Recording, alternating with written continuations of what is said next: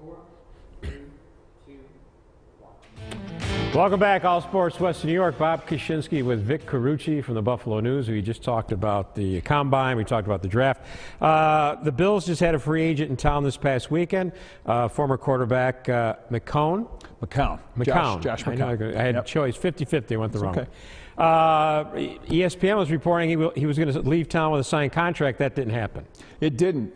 He basically came in for the visit. There are a lot of coaching ties that he has here. A few of the assistants, including Greg Roman on the staff, worked with him at various points in a 12-year career with a lot of different teams. He's 35 years old. That's going to happen, and he'll be 36, I think, at the start of the season. So he's been mostly a backup guy. He has never started more than 10 games in one season, and he's done that, but only twice in a 12-year career. And so he's been mostly a backup guy. What he's doing, he's the only accomplished, if you want to call him that, experienced veteran quarterback in the open market for now. That's going to change on March 9th when a bunch of guys, including Mark Sanchez, Michael Vick, some others are expected to be there. But for now, he's got the stage all to himself. So he visits the Bills. He's got a couple of other visits lined up, at least one other that I understand is the case. And I think what he and his agent are doing is, let's assess what's out here now, circle back, and probably after the Combine week. He won't do anything for about a week or so. He'll sign with somebody, and he'll sign with somebody, possibly Buffalo, before free agency begins on March 10th. Well, so would you see his role? You think they get a guy like that, he's going to have a shot at the starting spot? I would think with the Bills, it's got to be considered wide open. Who really can you feel good about that's signed on the roster? You got E.J. Manuel and Jeff Toole. So obviously this job is wide open now.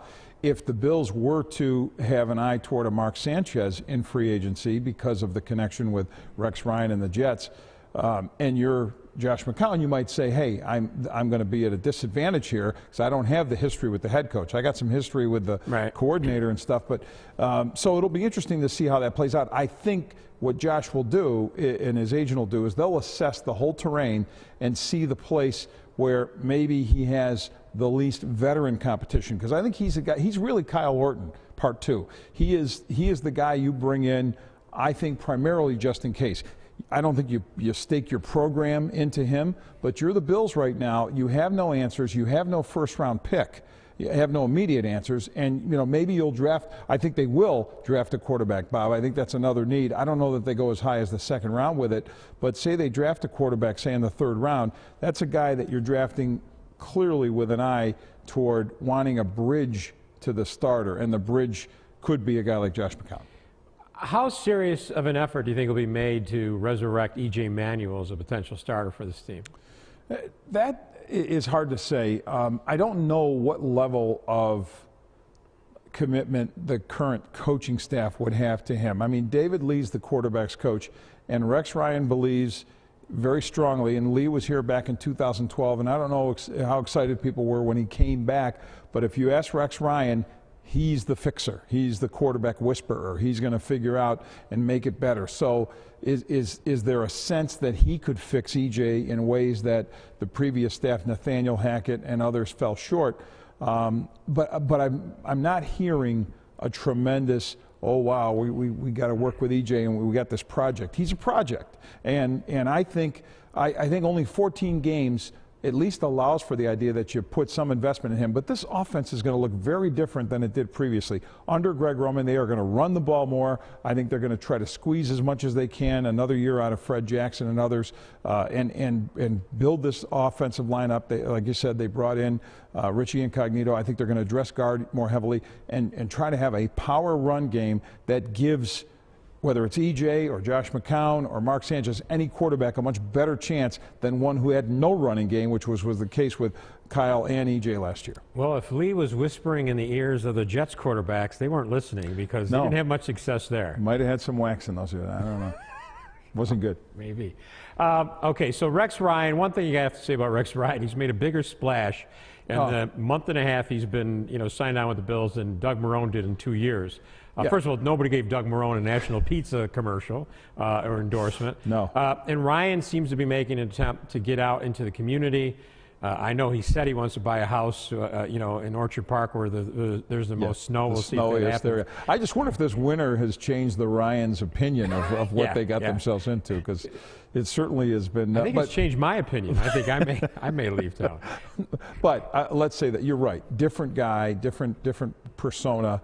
Much more embraceable, much better communicator, and that to me was Doug Marrone's biggest problem. He never connected, and not only did he not connect, he had strong disconnect, and seemed to enhance the disconnect more than try to fix it. So hard to embrace. He's a pariah. The people's perception of him is walked out on the team, quit on the town. Nothing to like about this guy. Took his money and ran. I don't know that any story is that simple and easy to conclude, but that is the summary on him. So the stage is clear for Rex, and it's easy for Rex right now to look great. All he has to be first is not Doug Marrone, and then secondly, he just has to be the guy with the dynamic personality that he has. The thing that I really like about Ryan, that I've been impressed with, is his sense of gratitude to ownership, to the franchise, and even the community for giving him another chance. He really has indicated this is it. He knows this is it for him. Right. It's put up or shut up. There's a lot to that, and I've talked with him about the whole Atlanta situation where the Falcons were courting him, and seemingly were going to close in. And he had Matt Ryan there as a quarterback.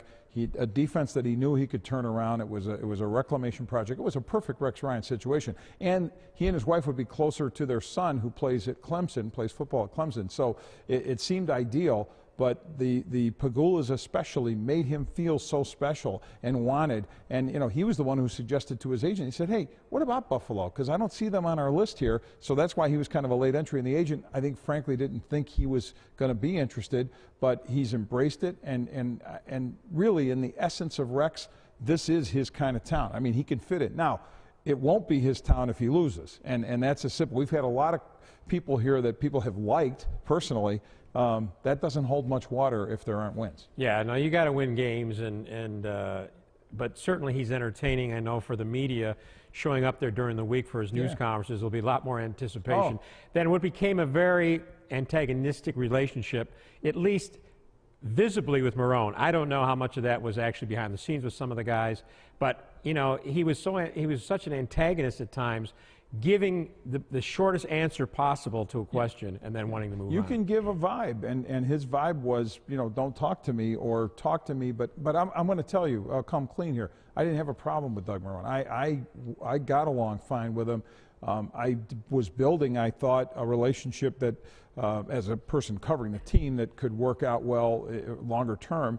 Never really got to that point, so whatever. I mean, my take on that, Vic, he saw you, first of all, you're a nationally known guy, but you were a fresh start for him, I thought, in this market. And I think that's what he saw in you, because I think he realized he had burned some bridges. For sure. Yeah, Vic, we're out of time, okay. but don't go anywhere, because when the Punchkis come out, I want you to have a shot.